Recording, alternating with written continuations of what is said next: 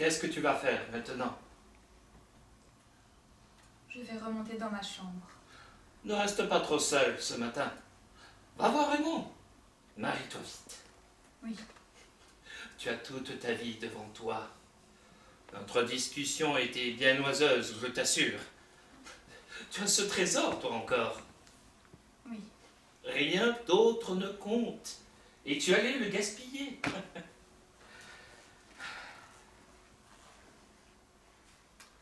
Je te comprends. J'aurais fait comme toi à 20 ans.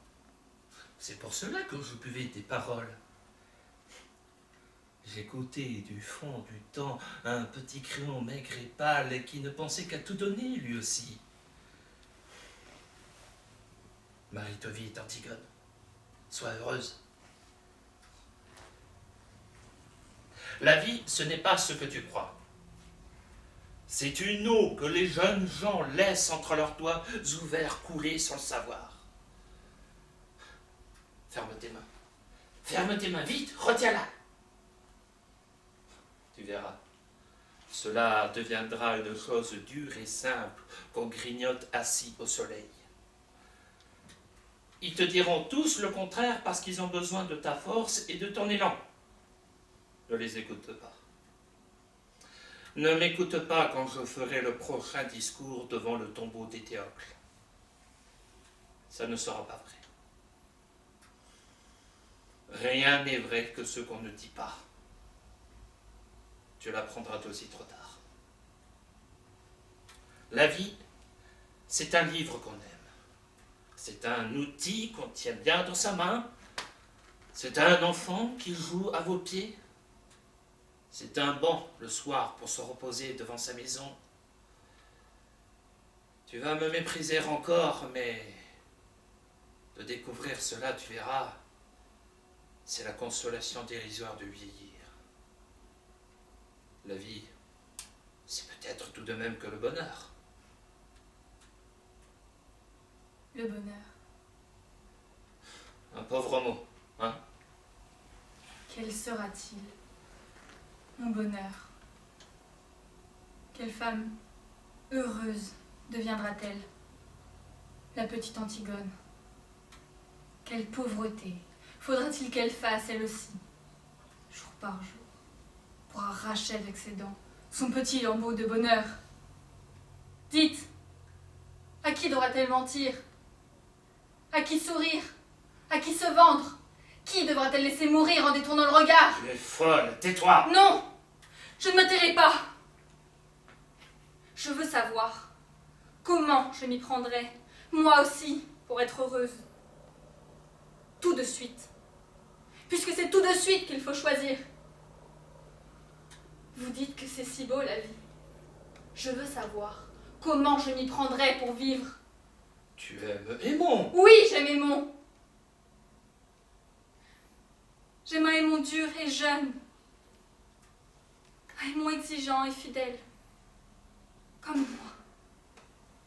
Si votre vie, votre bonheur, doivent passer sur lui avec leur usure. Si Aimon ne doit plus pâlir quand je pâlis. S'il ne doit plus me croire morte quand je suis en retard de 5 minutes. S'il ne doit plus se sentir seul au monde et me détester quand je ris sans qu'il sache pourquoi. S'il doit devenir près de moi le monsieur Aimon.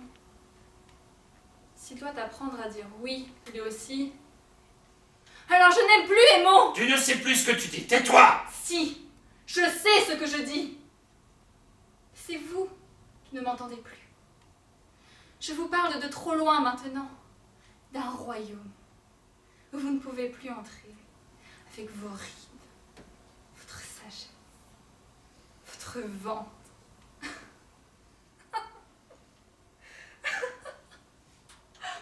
Je ris, Créon.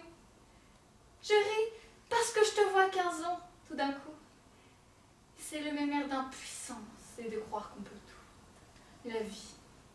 T'as seulement ajouté ce petit pli sur le visage, cette graisse autour de toi. Te tairas-tu, enfin? Pourquoi veux-tu me faire taire? Parce que tu sais que j'ai raison. crois que je ne lis pas dans tes yeux que tu le sais? Tu sais que j'ai raison. Et tu ne l'avoueras jamais.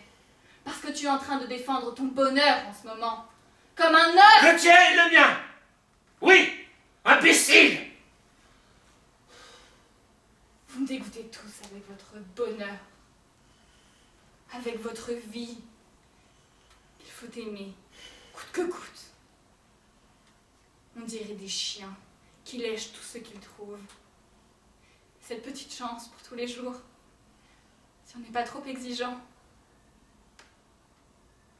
Mais moi, je veux tout de suite, et que ce soit entier, ou alors je refuse. Je ne veux pas être modeste, moi, et me contenter d'un petit morceau si j'étais bien sage. Je veux être sûre de tout aujourd'hui, et que ce soit aussi beau que quand j'étais petite. Ou mourir. Allez, commence. Commence comme ton père. Comme mon père, oui. Nous sommes de ceux qui posent les questions jusqu'au bout. Jusqu'à ce qu'il ne reste vraiment plus la petite chance d'espoir vivante. La plus petite chance d'espoir à étrangler. Nous sommes de ceux qui lui sautent dessus quand ils le rencontrent, votre espoir. Votre cher espoir. Votre seul espoir. Tais-toi! Si tu te voyais criant ces mots, tu es laide! Oui, je suis laide. C'est ignoble, n'est-ce pas? Ces cris, ces sursauts, cette lutte de chiffonner.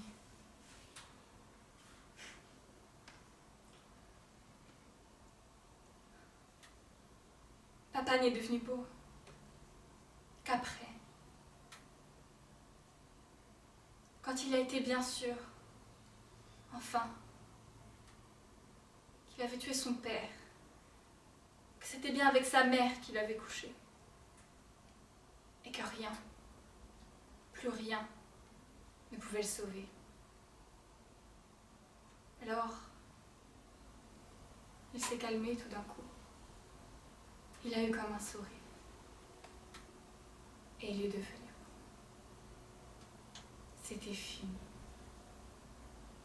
Il n'a plus eu qu'à fermer les yeux pour ne plus vous voir. Vos têtes, vos pauvres têtes de candidats au bonheur. C'est vous qui êtes laids, même les plus beaux. Vous avez tous quelque chose de laid au coin de l'œil ou de la bouche. Tu l'as bien dit tout à l'heure, Créon. La cuisine. Vous avez les têtes de cuisinier. Porte de tes termes maintenant, tu entends? Tu m'ordonnes? Tu crois que tu peux m'ordonner quelque chose, cuisinier? L'antichambre est pleine de monde! Tu veux donc te perdre? On va t'entendre! Eh bien, ouvre tes portes! Justement, elles vont m'entendre! Ah, tu te terres enfin pour